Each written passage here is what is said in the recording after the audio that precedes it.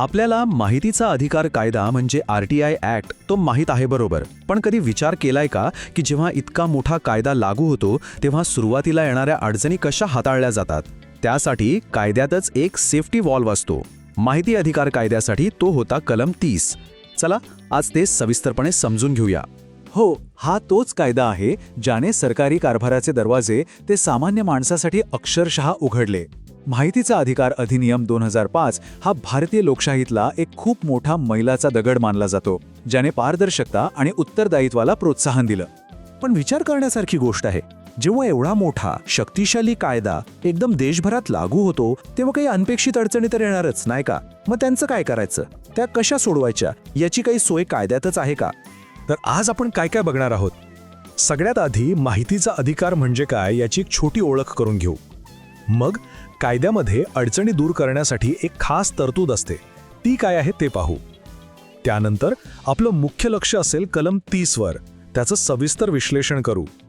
आणि मग त्याचं महत्त्व काय आहे आणि ह्यापुढे आपण काय पाहणार आहोत यावरही बोलू. चला तर मग सुरुवात करूया. कलम 30 कडे जाण्याआधी माहिती अधिकार कायद्याचा मूळ हेतू काय आहे ते अगदी पटकन आठवून घेऊया. अगदी सोप्या भाषेत सांगायचं झालं तर या कायद्याचं मुख्य काम आहे सरकारला लोकांप्रती अधिक जबाबदार बनवणं. कसं?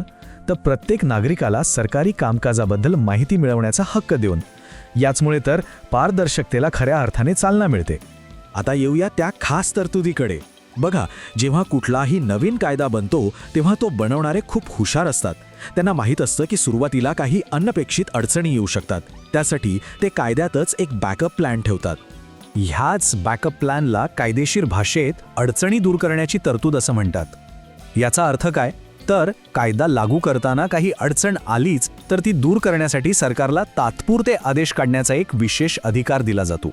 हे अगदी कसं आहे माहिती आहे? जसं आपल्या फोनमध्ये किंवा कम्प्युटरवर एखाद्या नवीन सॉफ्टवेअरसाठी पॅच किंवा अपडेट येतं ना, तसंच मूळ कायद्याला अजिबात धक्का न लावता सुरुवातीच्या काळात येणाऱ्या छोट्या मोठ्या समस्या सोडवण्यासाठी याचा उपयोग होतो. आणि माहिती अधिकार कायद्यातलाच असा सॉफ्टवेअर पॅच म्हणजे आपलं कलम 30. चला आता आपल्या मुख्य विषयावर येऊया आणि हे कलम सविस्तरपणे पाहूया. हे बघा, हे आहे कायद्याच्या मूळ प्रतीतील कलम 30. शीर्षकच किती स्पष्ट आहे, अडचणी दूर करण्याचा अधिकार. चला आता यात नेमकं काय दडलंय ते पाहू. चला हे कलम एकदम सोप्या मुद्द्यांमध्ये समजून घेऊ. पहिला मुद्दा, हा अधिकार कोणाला होता? तर केंद्र सरकारला. ते काय करू शकत होते? तर कायद्याच्या अंमलबजावणीतल्या अडचणी दूर करण्यासाठी आदेश काढू शकत होते. पण इथे एक मोठी अट होती, ती म्हणजे हे आदेश मूळ कायद्याच्या तरतुदींशी विसंगत म्हणजे विरोधात नसावेत. आणि सगळ्यात महत्त्वाचं, हा अधिकार काही कायमचा नव्हता. तो कायदा सुरू झाल्यापासून फक्त 2 वर्षांपुरताच होता. आणि थांबा, अजून एक खूप महत्त्वाची गोष्ट, ती म्हणजे जबाबदारी. या कलमाखाली काढलेला प्रत्येक आदेश संसदेच्या दोन्ही सभागृहांसमोर म्हणजे लोकसभा आणि राज्यसभेसमोर सादर करणं बंधनकारक होतं. याचाच अर्थ सरकार या अधिकाराचा गैरवापर तर करत नाहीये ना, ह्यावर संसदेची नजर होती. एक प्रकारे हा चेक अँड बॅलन्स होता. पण मग एक प्रश्न मनात येतोच की फक्त 2 वर्षांसाठी असलेली ही तात्पुरती तरतूद इतकी महत्त्वाची का होती? म्हणजे या कलमामुळे एवढा काय फरक पडला असेल? हे बघा, ही प्रक्रिया किती सोपी आहे. पायरी 1, नवीन कायदा लागू झाला. पायरी 2, साहजिकच अंमलबजावणीत काही अडचणी आल्या. मग आली पायरी 3, कलम 30चा वापर केला गेला आणि परिणाम पायरी 4, अडचणी दूर झाल्या आणि कायदा अधिक प्रभावीपणे काम करू लागला. म्हणजे हे कलम म्हणजे कायद्याच्या गाडीला सुरुवातीच्या काळात धक्का देण्यासारखं होतं, जेणेकरून ती सुरळीतपणे धावू लागेल.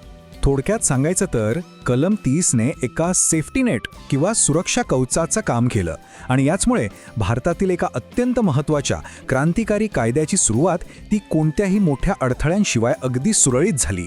हेच याचं सगळ्यात मोठं महत्त्व आहे. तर हे होतं कलम 30चं महत्त्व. आता यापुढे काय? बघा, कलम 30 समजून घेतल्यामुळे आपल्याला आता या कायद्याचा पाया कळाला आहे. ही एक खूप महत्त्वाची गोष्ट आहे. आणि आता आपला पाया पक्का झाल्यामुळे आपण या कायद्याच्या बाकीच्या तितक्याच शक्तिशाली तरतुदी समजून घेण्यासाठी पूर्णपणे तयार आहोत. पण मग मूळ प्रश्न तर तसाच राहतो नाही का, की एक सामान्य माणूस म्हणून माहिती मिळवण्यासाठी या कायद्याचा नेमका वापर कसा करायचा, अर्ज कुठे आणि कसा करायचा, आणि समजा माहिती मिळालीच नाही तर पुढे काय? या सगळ्या प्रश्नांची उत्तरं ती आपण शोधणार आहोत, पण पुढच्या भागात.